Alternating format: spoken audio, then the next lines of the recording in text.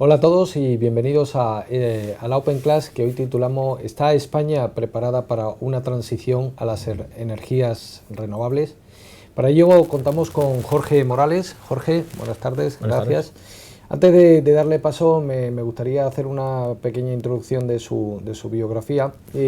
Nada, muy breve y con eso damos paso a su intervención. Recordar que tendremos aproximadamente unos 30-35 minutos de exposición por parte del ponente y luego tendréis abierto y disponible el chat para formular cuestiones diversas sobre el tema planteado, ¿no? Bueno, básicamente Jorge es ingeniero industrial especializado en el sector eléctrico por la Universidad Politécnica de Madrid. Actualmente ocupa el cargo de General Manager en Geoatlanter SL y cuenta con más de 20 años de experiencia en la gestión de empresas vinculadas con el sector energético español, incluyendo actividades como generación, distribución y comercialización. Este tema además encaja muy bien, ¿no?, dentro de la temática de nuestro máster de gestión ambiental y energética y bueno, espero que os resulte de interés y por la calidad del ponente seguro que sí. Jorge, cuando estimes. Muy bien, muchas gracias. Gracias a la Universidad Internacional de La Rioja por la invitación. Y vamos allá.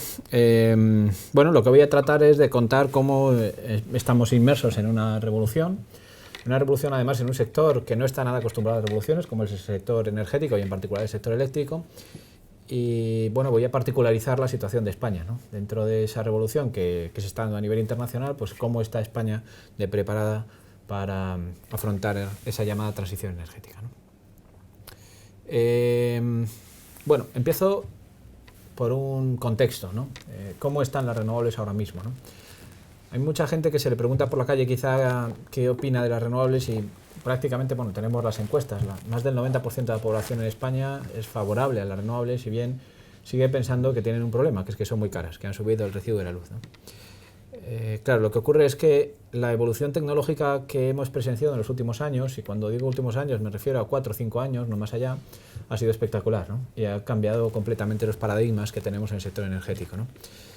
Aquí la primera diapositiva que vemos, extracto un informe de Morgan Stanley, que ya tiene casi 3 años, de julio de 2014, donde advertía ya Morgan Stanley que la tecnología solar fotovoltaica sin ayudas, sin ningún tipo de primas ni subvenciones, hoy en día es competitiva en casi toda Europa y que en 6 años, es decir, en poco más de 3 años desde ahora, lo será incluso con baterías. Esta situación podría afectar a las eléctricas tanto en Europa como en Estados Unidos hasta el punto de que los consumidores lleguen a desconectarse, puesto que prefieran tener un sistema aislado de fotovoltaica más baterías que estar conectados a la red, ¿no? Bueno, esto, para que veáis un poco lo que está pasando, la actualización de esto, la semana pasada conocíamos un dato en Australia que ya sale más barato allí utilizar energía solar más baterías en comparación con una central de gas para satisfacer la demanda en todo momento. Es decir, en Australia ya no necesitan tener sol para producir electricidad con energía solar, sino que apoyándose en una batería son capaces de producir esa energía y hacerlo a un precio menor que el de las centrales de gas. Pero no es solamente Morgan Stanley. Tenemos también UBS, otro banco de inversión, en este caso suizo, un poquito después, agosto de 2014, que nos decía que los sistemas solares y las baterías son tecnologías, y calificaba de disruptivas, en el sector eléctrico. Antes de 2020, la inversión en un kit formado por una placa solar fotovoltaica en el tejado, más unas baterías estáticas en casa, más un vehículo eléctrico que a su vez tiene una batería que se mueve, se amortizará mediante ahorros sin ningún tipo de subvención antes de 8 años, dado que el kit tiene una vida garantizada de al menos 20, pues al menos 12 años restantes. Lo que nos estaba diciendo UBS es que proporcionarán energía gratis a su usuario, pues ya digo, durante al menos los 12 años restantes. UBS también presentaba este gráfico sobre los costes mayoristas en este momento de las principales tecnologías y se veía como la solar comercial y también la eólica en onshore, es decir, en continental, no la que es en el mar, pues ya eran perfectamente competitivas con los ciclos combinados, con el carbón y con la nuclear, ¿no? Bueno, yo suelo poner en mis presentaciones a este pequeño Pepito Grillo que se hace preguntas incómodas, ¿no? Una de ellas es, bueno, este gráfico que presentaba UBS no lo presenta en España, no existe esto gráfico en España. En España tenemos un gran problema de transparencia en cuanto a los costes de generación, y lo que ocurre es que ningún organismo publica periódicamente lo que pagamos a cada una de las tecnologías. Se sabe el precio medio que tienen las tecnologías en el mercado mayorista, pero no se conocen individualmente los costes de cada tecnología, lo cual dificulta a su vez, por supuesto, la introducción de nuevas tecnologías. Lazard, otro banco de inversión, en este caso norteamericano, septiembre de 2014, luego ha seguido actualizando, tenemos ya versiones de 2015-2016, pero bueno, ya en septiembre de 2014 hablaba todavía de tecnologías alternativas al referirse a las renovables, pero advertía de que son competitivas en costes con las convencionales en ciertos escenarios, ¿no? Todo ello sin subsidios y excluyendo todo tipo de externalidades. Externalidades, es decir, todo aquello que no está incorporado en el precio de la energía, que normalmente tiene que ver con impactos sociales y medioambientales, ¿no? Así como, por supuesto, otras consideraciones relativas a la disponibilidad, como la que citaba antes, ¿no? que la energía solar no siempre está disponible, depende del sol, por ejemplo, ¿no? Y por tanto que necesita ser complementada con otras fuentes de generación. Bien, pues esto ya lo advertía Lazard, insisto, hace 2 años y medio, septiembre de 2014. También presentaba en este caso era una tabla que yo he convertido aquí a gráfico, donde bueno, pues se veía que dentro de los márgenes de precio, que son importantes dentro de todo el país, de todo Estados Unidos, bueno, principalmente, por ejemplo, en la eólica hay mucha diferencia, naturalmente en función de las horas de viento, que no son iguales en todo el país, y bueno, y también por la disponibilidad en el caso del carbón y del gas de las materias primas, ¿no? Bueno, pues lo que se ve ahí también, nuevamente, es que la solar y la eólica son perfectamente competitivas con el resto de tecnologías, ¿no? Y ojo, porque en Estados Unidos estamos hablando del gas a un precio que es 3 veces inferior al de la Unión Europea. Es un gas obtenido por la polémica técnica del fracking, de extracción de gas en el subsuelo en pequeñas cantidades, pero que bueno, lo que ha conseguido es abaratar notablemente el precio del gas en los últimos 7 años en aquel país. Bien, esta es la versión, digamos, en gráfico de barras, donde se puede ver no solamente esas 5 tecnologías que extractaba, sino todas las demás, ¿no? Y se ve, bueno, pues que también hay otras renovables, ¿no? Por ejemplo, la geotermia y demás, que en ciertos escenarios también pueden ser competitivas con el carbón, con la nuclear y con el gas natural. Esto es un estudio que realizó la consultora Monitor Deloitte hace ahora un año, en marzo de 2016, donde analizaba el impacto que podría tener el cumplimiento por parte de España del ya refrendado Pacto de París de diciembre de 2015, ¿no? El pacto resultante, el acuerdo climático resultante de la Conferencia de las Partes número 21, que se celebró en París, como digo, en diciembre de hace 2 años, ¿no? Diciembre de 2015. Bien, y lo que hacía era un análisis no solamente de si es viable económicamente llegar a ese cumplimiento, que requiere, bueno, pues alcanzar entre un 80 y un 90% de descarbonización del sector energético en España en el año 2050, sino además cuál sería el coste de hacerlo, ¿no? Y bueno, sorprendentemente el resultado es que el precio medio de electricidad para el consumidor no solo no aumentaría, sino que se reduciría. Se reduciría en el entorno del 40% para ese año 2050 respecto de los precios que pagamos ahora, ¿no? Esto es una señal evidente de que la introducción de renovables a los precios actuales, que es lo que estaba valorando Monitor Deloitte hace un año, pues ya supone una reducción de precio respecto de los que estamos pagando a día de hoy con los combustibles fósiles, ¿no? Esta situación es completamente revolucionaria. Es la primera vez en la historia de la humanidad que somos capaces de aprovechar la energía renovable y hacerlo sin tener en cuenta, sin poner encima de la mesa los beneficios sociales y medioambientales. Somos capaces, insisto, de hacerlo a menor precio que la tecnología convencional. Bien, alguien puede pensar que estos son análisis teóricos de bancos de inversión y que no se refleja en precios reales, ¿no? Pongo un par de ejemplos, ¿no? El señor Narendra Modi, el primer ministro de la India, calificaba el año pasado, en junio de 2016, en The Economist, la energía solar como la solución definitiva al problema energético de la India, un país que tiene más de 500 millones de personas sin acceso a electricidad. Insisto, solución definitiva al problema energético, ¿no? Puesto que era factible llegar a sitios muy remotos con esta tecnología y además ya hacerlo a un precio muy inferior al de la convencional, ¿no? Ahí se tiene, pues bueno, la evolución prevista en la energía solar en India, ¿no? Es llamativo, por ejemplo, también que en China se estén cancelando. Es verdad que China y la India crecen a un ritmo tan grande que tienen que asumir pues prácticamente todo tipo de fuentes de generación, ¿no? Pero cada vez se ve más cómo están priorizando las inversiones en renovables a costa de reducir las inversiones en fósiles, en particular en carbón, dado el gran problema que tenemos todos, no solamente ellos, de contaminación del aire. Y luego tenemos las subastas internacionales. Las subastas internacionales, esta tabla muestra los precios que se han registrado en las últimas subastas en todo el mundo en la energía solar fotovoltaica, ¿no? Y aquí lo que hay es, bueno, pues un precio donde, dependiendo del tipo de país, pues se puede subastar de una forma o de otra, pero al final lo que se trata es de un precio a largo plazo. Un contrato donde normalmente el país, a veces la compañía eléctrica está obligada a asumirlo como contraparte, pero normalmente suele intervenir el gobierno. Lo que hace es que, bueno, pues impone la compra de un cierto volumen de energía, en este caso solar, a largo plazo, típicamente entre 25 y 35 años, ¿no? Bueno, pues ahí se ve que pues en India teníamos en julio de 2015 72 euros megavatio hora. Para que tengamos una idea, en España en este momento estamos pagando el gas en torno a 100 euros megavatio hora y el carbón en torno a 70 euros el megavatio hora. Es decir, el precio de julio de 2015, de hace 2 años casi en India, ya era notablemente inferior al precio que estamos pagando aquí en gas. Pero fijaos que poco después, en diciembre de 2015, en India ya se alcanzaron 63, que está un poquito más abajo, ¿no? Los precios actualmente en India están ya por debajo de los 60 euros el megavatio hora, ¿no? Bueno, y tenemos precios en Oriente Próximo, como es el caso de mayo de 2016 de Dubái, de 26 euros el megavatio hora. Es la primera vez que se rebajó la barrera psicológica de los 30 euros megavatio hora, por lo cual es una barrera que normalmente se utiliza porque prácticamente ninguna tecnología de generación convencional es capaz de competir a un precio inferior a 30 euros megavatio hora, ni siquiera la nuclear ya amortizada, es decir, ni siquiera la que ha gozado de subvenciones durante un montón de años para poder en este momento vender la energía prácticamente solo al coste variable, ¿no?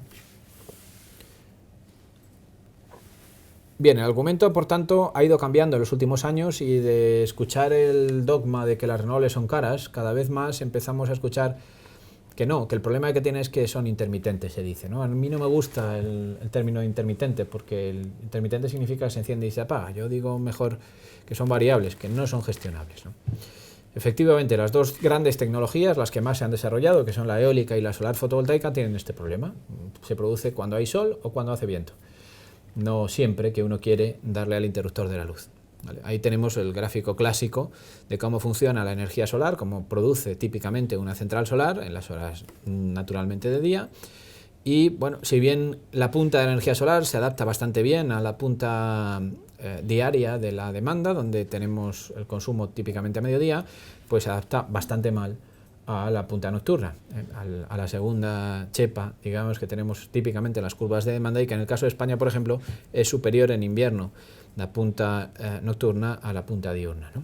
Las puntas en España en consumo de electricidad se dan típicamente en los meses de enero o febrero, hacia las 9-10 de la noche.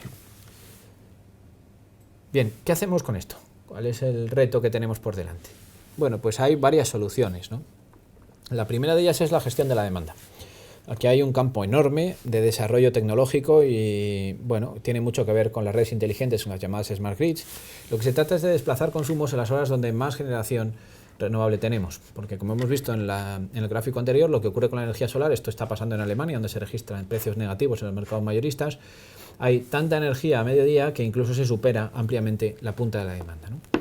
Bien, ahí lo que se trata es de mover demanda a esas horas. Hay veces que se hace de una forma, bueno, pues inducida a través de las tarifas, y otra que es como más me gusta a mí, de forma automática, que es todo este mundo de las Smart Grids. Y no se trata de decirle a la gente que ponga la lavadora, como aquí en España, a las 4 de la mañana para ahorrarse en el recibo de la luz.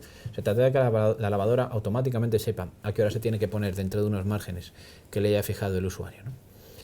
La segunda estrategia es el almacenamiento. El almacenamiento puede ser bien centralizado o bien distribuido, es decir, grandes sistemas de almacenamiento o bien pequeños sistemas pero muy repartidos.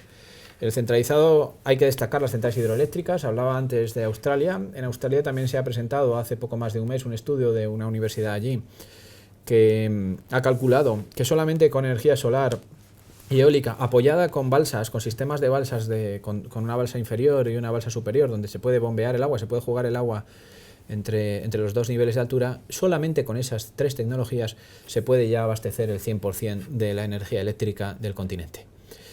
Por tanto, no olvidar las centrales hidroeléctricas en países como es el caso del nuestro, donde tenemos recursos suficientes para utilizarlas, ¿no? Y bueno, y en el almacenamiento, sobre todo en el distribuido, tenemos las baterías. Las baterías están revolucionando en este momento, entre otras cosas, el mercado del coche eléctrico, porque están sufriendo una enorme reducción de costes en los últimos años. Han bajado un 40% en los últimos 2 años el precio de las baterías.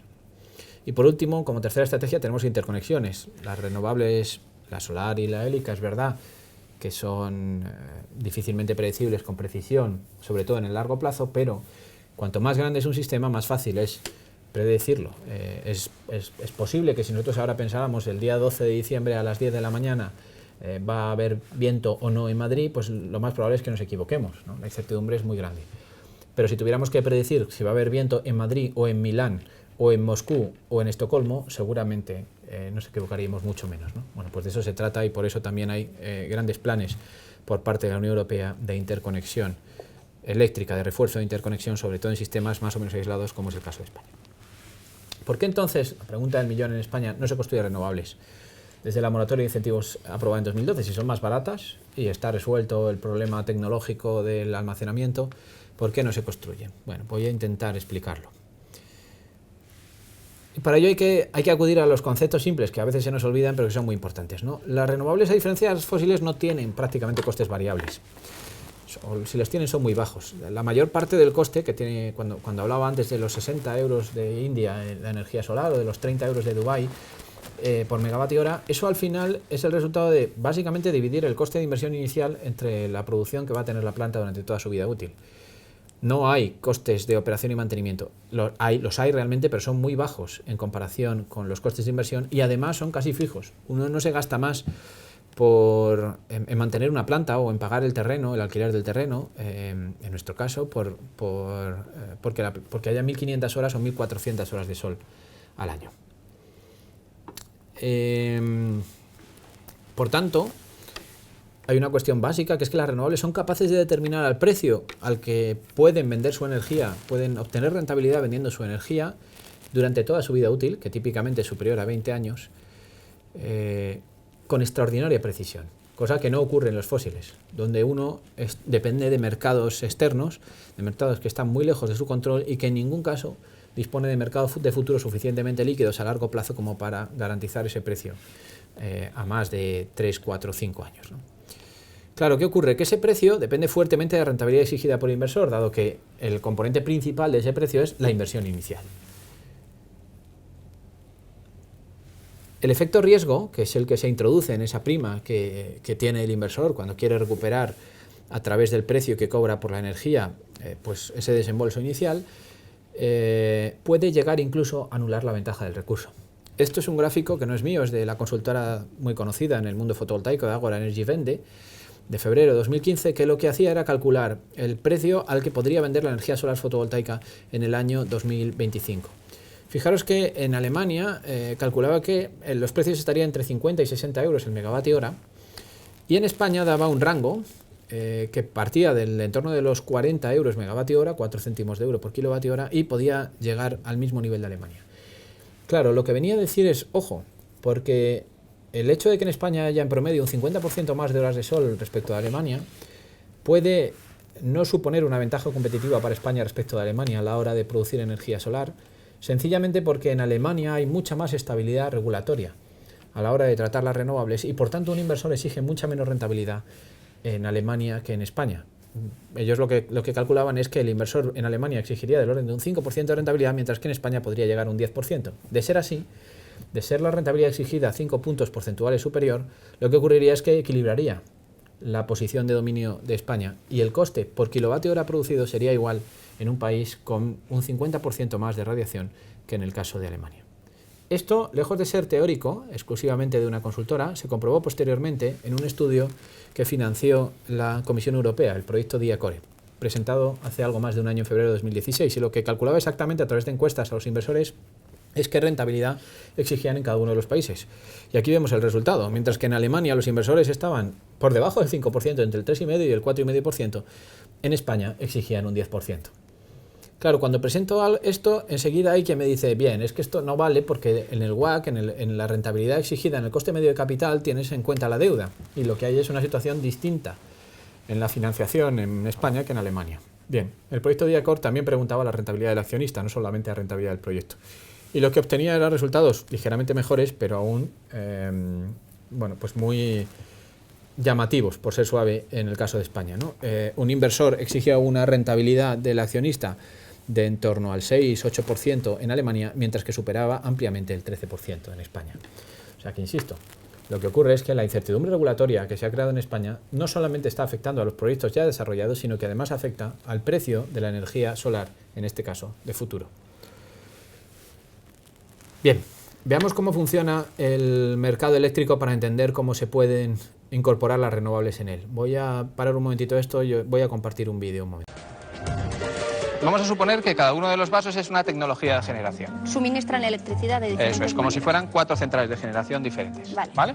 Pongamos que el agua es una central eólica, la leche es una central nuclear, el vino pongamos que es el carbón y por último pongamos el Rolls Royce, esto quiere simular cava, que es la generación con gas en España, es la más cara de todas, ¿vale? Entonces, en cada una de las horas del año se van añadiendo centrales hasta que son suficientes para satisfacer la demanda. Vale. ¿Y cómo se hace? Pues por lo que dice la lógica, por precio, ¿vale? Entonces, pongamos en una hora donde lo que tenemos es un poquito, no hay mucho viento, no días, por ejemplo, como la semana pasada, donde había muy poquito viento, ¿vale? Tenemos bastante nuclear, pero hay alguna central nuclear también en revisión, con lo cual tampoco la tenemos a tope. ¿Vale? Entonces, para satisfacer la demanda de ese día hace falta muchísimo carbón. Hemos tenido que poner el carbón casi a tope y alguna central ha quedado porque no estaban todas disponibles y también un poquito de gas, no mucho, pero vamos, suficiente gas como para que haya una aportación relevante de las centrales de gas. Vale. Entonces, este día, a esta hora, hemos obtenido esta mezcla de generación, que como vemos es muy cercano al rojo. Y ahora vamos con el segundo. Efectivamente, vamos a suponer que en ese segundo día tenemos muchísimo viento, hay una producción eólica muy grande, Vale. tenemos todas las centrales nucleares funcionando al 100%, Muy bien. no tenemos carbón, suponer que las centrales de carbón están todas paradas, hay avería y por tanto no están funcionando, Vale. y entra un pelín de gas, no mucho gas porque como había tanto viento y tanto nuclear no ha hecho falta mucho gas. Esta es la mezcla que tenemos para el segundo día. Vamos a batirlo.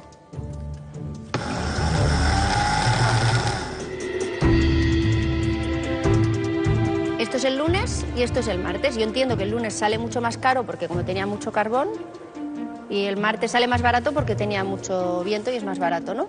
Pues no, el precio de cada hora depende solamente de la última central, de la más cara de todas. Como en ambos casos ha habido, aunque sea una gotita solamente de gas en el último caso, pero en ambos casos ha habido gas, lo que ocurre es que el precio de ambos días es exactamente el mismo.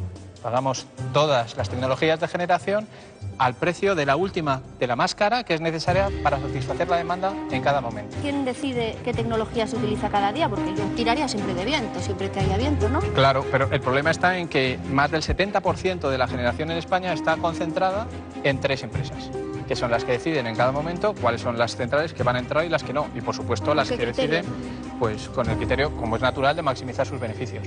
Los de ellos. Claro, es que esas empresas son empresas cotizadas y su obligación es maximizar sus beneficios.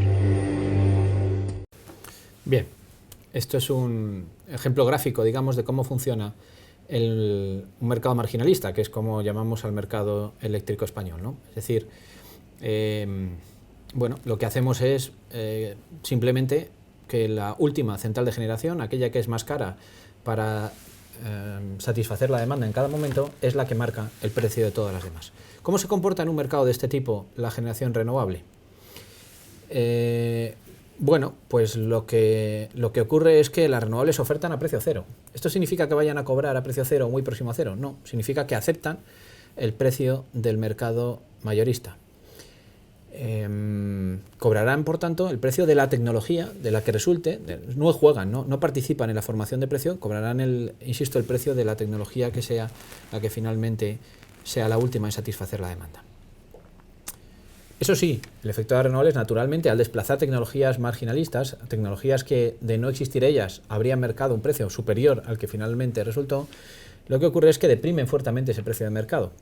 ¿Vale? Aquí tenemos una gráfica mes a mes de la participación de cada una de las tecnologías comparada con lo que está en rojo, que es la curva de precio medio de mercado, y se observa claramente que el verde, que son las renovables, la mayor proporción de renovables lo que contribuye es a reducir el precio de mercado, ¿vale? Como cabría esperar, dado que, insisto, desplazan las tecnologías más caras, ¿no? Y como se ve, el efecto es muy importante, ¿eh? La reducción de precios es incluso de la mitad cuando hay una gran penetración de renovables. Esto lo hemos observado este mismo año cuando el presidente Rajoy en enero, después de la subida del precio del mercado mayorista en enero, pedía o confiaba en que lloviera y soplara el viento para bajar el recibo de la luz, ¿no?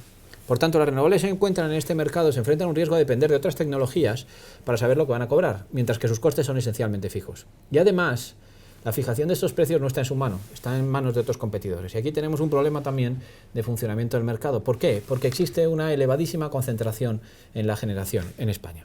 En particular, el 63% de la producción está concentrada en 5 grandes grupos empresariales que a su vez se agrupan en una asociación, en UNESA, en la patronal del sector, ¿no? Donde están las 5 grandes eléctricas en España.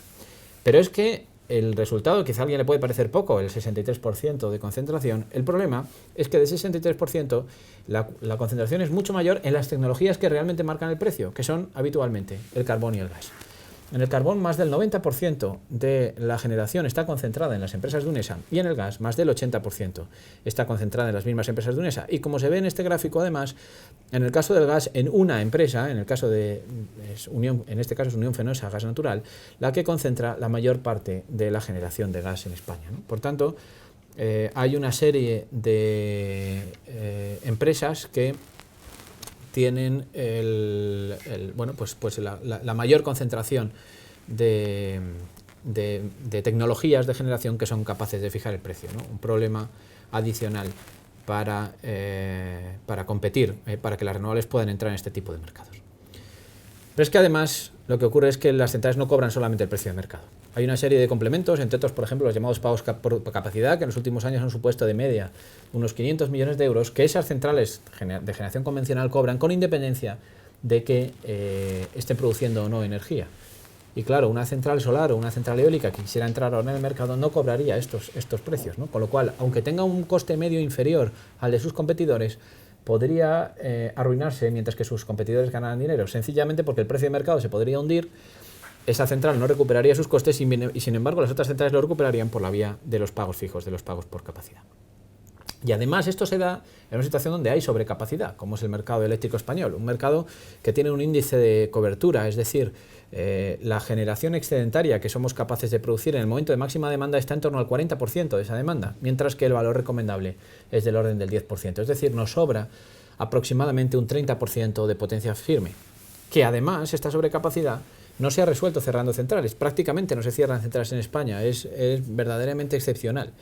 Todo lo contrario, el gobierno llegó a proponer en 2013, aunque por suerte este borrador del decreto no se ha desarrollado aún, no ha llegado a aprobarse, llegó a proponer el concepto de hibernación, que es mantener una central cerrada, completamente clausurada, pero en situación de poder volver a reabrirla en un momento determinado, ¿vale? Y aún así pagarla, ¿no? O sea, es algo más allá todavía de los pagos por capacidad, ¿no? Por tanto, la pregunta del millón, a mi juicio, no pueden construirse renovables a mercado en este momento en España, ¿no? En primer lugar, por el poder de mercado, enorme poder de mercado que existe por parte de las empresas incumbentes previamente existentes, y en segundo lugar, porque la competencia no cobra solamente el precio de mercado, hay mucha asimetría entre los que cobran unas tecnologías y otras, y por tanto el riesgo es enorme en una tecnología que, como he dicho antes, debe tener lo más parecido a estabilidad regulatoria para poder invertir, ¿no?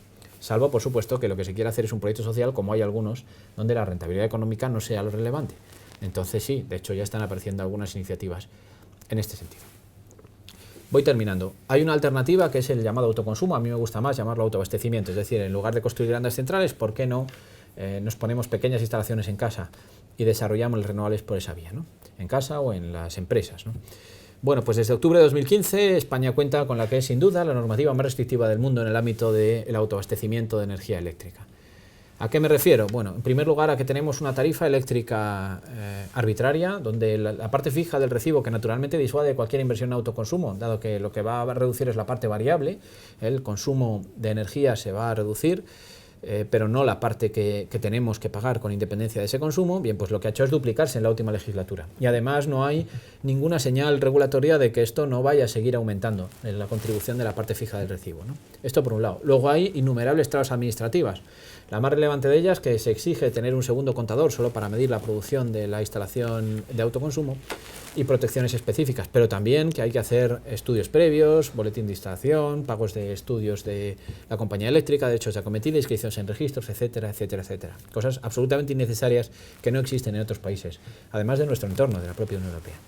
Hay un nefasto tratamiento de los excedentes. Cuando a uno le sobra energía a mediodía, porque no está en casa y se pone el solar, sigue produciendo energía, o se convierte en empresario con todo lo que se supone administrativamente, o tiene que regalar esa energía al sistema.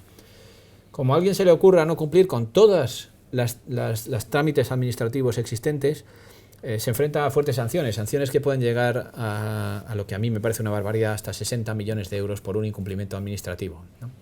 Y por último está el famoso impuesto al sol. Es el único país del mundo donde se pone un cargo a la energía autoproducida, ojo, que no sale a la red. No estamos hablando de energía que a uno le sobra, que en esto estaríamos seguramente muchos de acuerdo, que tiene que ser grabada, sino a la energía que va desde el tejado al frigorífico, que no pasa por el contador. Que además el impuesto, si bien es verdad que goza de algunas excepciones en el ámbito doméstico en España, está sometido a su vez a gran incertidumbre. No hay ninguna estabilidad en el importe de ese cargo a largo plazo. Por tanto, ¿pueden construirse renovables para autoabastecimiento? A mi juicio sí, pero con un alto riesgo regulatorio, fuera de la ley o desconectándose de la red, en cuyo caso uno no está sometido a gran parte de estos requisitos que aludía ahora mismo, ¿no? Creo que esto es imparable porque cada vez la diferencia de precio es mayor y bueno, cuando entra la economía en esto se pueden poner trabas, pero al final la gente acaba poniendo instalaciones de autoconsumo, pero así, tal y como se está desarrollando en España, a mi juicio no es deseable. Yo creo en una transición ordenada en la cual, bueno, entre otras cosas, pues tengamos en cuenta lo que ya existe y vayamos convergiendo poco a poco a un sistema mejor, ¿no? Básicamente porque es más eficiente que la transición desordenada que estamos viviendo en este momento. Termino siempre en no más de 140 caracteres por herencia de Twitter, ¿no? Las renovables están en este momento técnica y económicamente preparadas para la transición, solo, entre comillas, solo, nos falta adaptar la normativa para que esto sea posible. Muchas gracias. Muy bien, a vuestra disposición. muchas gracias, Jorge.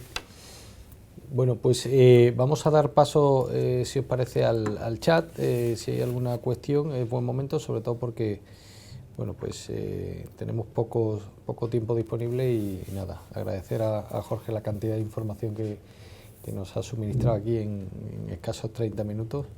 Y no sé si, Jorge... Sí, hay alguna pregunta ya. Sí, Me pregunta Juan Pérez, si pongo una placa fotovoltaica para autoconsumo en mi casa, ¿qué tengo que pagar además de la placa? Vale, bueno, en este momento lo que tiene que pagar uno es la instalación, y la instalación, por desgracia, en muchos casos es mayor que el importe de la placa, ¿no? Tiene que hacer una acometida independiente que llegue hasta la zona más próxima al contador, tiene que hablar con la compañía eléctrica. Si tiene un dispositivo que garantiza que jamás va a inyectar energía en la red, puede eximir el pago del estudio de conexión. Si no, tiene que pagar un estudio de conexión, tiene que pagar un boletín de instalador electricista para conectarlo, tiene que inscribirse en el registro de instalaciones de autoconsumo, etcétera. Es decir, tiene una tramitación administrativa importante. Y luego, lo que ocurre es que en un momento determinado le podrían cobrar esto que ya llamamos en la calle el impuesto al sol, ¿no? El cargo por el autoconsumo. Ahora mismo, si uno tiene menos de 10 kilovatios de potencia contratada, no se lo cobrarían, pero insisto en el ahora mismo, puesto que esa exención está recogida en una disposición transitoria del Real Decreto, lo cual quiere decir que evidentemente en cualquier momento se puede eliminar esa exención, y a partir de ese momento se le empezaría a cobrar ya no solo en el momento inicial por hacer esa tramitación administrativa, sino luego por cada kilovatio hora que produjera su instalación. Muy bien. Creo que... Hay más. Sí. Antonio Fernández pregunta, ¿qué presión a largo plazo ves como experto al impuesto al sol? Bueno, pues yo creo que esto va a depender mucho de lo que haga Bruselas, ¿no? En este momento estamos, bueno, pues debatiendo el llamado paquete de invierno, que entre otras disposiciones prevé en este momento en grado de borrador aún, el autoabastecimiento, el autoconsumo como un derecho de los ciudadanos, y habrá que ver hasta qué punto se pueden limitar este tipo de comportamientos por parte de los Estados miembros, ¿no? A mí, desde luego, me parece una aberración. Y además me parece que esto es, comparativamente hablando con otras medidas de eficiencia energética, poner, por ejemplo, pues mejorar el aislamiento, que al final lo que hace es que contribuye también a una reducción de la factura de la luz. me parece que es discriminatorio, ¿no? Y por tanto yo confío en que finalmente se acabe eliminando no solo de España, sino del resto de países que quisieran o que tuvieran la intención de copiar a España y poder implantarlo. Muy bien. Llorens Rovira pregunta, tengo un coche eléctrico, ¿es oportuno ahora instalar un sistema fotovoltaico con baterías para autoconsumo? Bueno, este es el kit famoso, el kit del que hablaba al principio de UBS, ¿no? Yo también tengo un coche eléctrico. Yo analizaría cada sistema independientemente, ¿no? El sistema fotovoltaico con baterías en este momento es factible, normalmente no es muy rentable, pero si uno tiene una gran conciencia medioambiental, bueno, pues digamos que le puede salir una amortización en torno a 15 a 20 años, que es, desde luego, no creo que la gente lo haga por una cuestión económica, pero bueno, si tiene una conciencia ambiental tampoco es un negocio ruinoso. Ahora bien, tiene que tener en cuenta todo lo que estaba citando antes, de que hay problemas y sobre todo hay incertidumbre, es decir, que ahora a lo mejor uno no paga impuesto al sol, pero que dentro de 3 años es posible que todos los años tenga que pagar 60 o 70 euros a la compañía eléctrica simplemente por tener ese panel funcionando o esa batería también funcionando, ¿no? Bien, Juan Caler pregunta, ¿el contador de la empresa eléctrica detecta la presencia de un panel solar? Pues sí, los contadores inteligentes, que son los que tenemos poco a poco, ya hay más del 60% instalados, en 2018 estarán todos, sí, lo que lo detectan, son capaces de saber instantáneamente si hay algún tipo de elemento de generación. Naturalmente no sabe si es un panel solar o una mini turbina o cualquier otra instalación de generación, pero sí que puede saber si hay dentro una instalación de generación. Antonia María Sánchez pregunta, ¿los costes de entrada del sector eléctrico son técnicos o políticos? Bueno, las barreras de entrada son básicamente políticas, porque se podrían definir, o sea, es verdad que hay costes fijos técnicos, los pagos de capacidad, por ejemplo, tienen cierto sentido desde el punto de vista técnico, en la medida en la que haya un cierto grado de excedente de generación para que nunca se vaya la luz, pero desde luego el tratamiento que se le da en España ha sido siempre político. Muy bien. Pues nada, Jorge, no hay tiempo para más. La verdad que parece que el chat sigue habiendo algunas cuestiones. Tenemos algunas otras pendientes, pero bueno, desgraciadamente el tema da para muchos más minutos y sentimos no poder alargar más el tema. Así que agradecerte enormemente tu exposición y nada, y te emplazamos a una segunda invitación. Muy bien, pues nada, el placer es mío. Muchas gracias a todos y gracias por la atención. Gracias.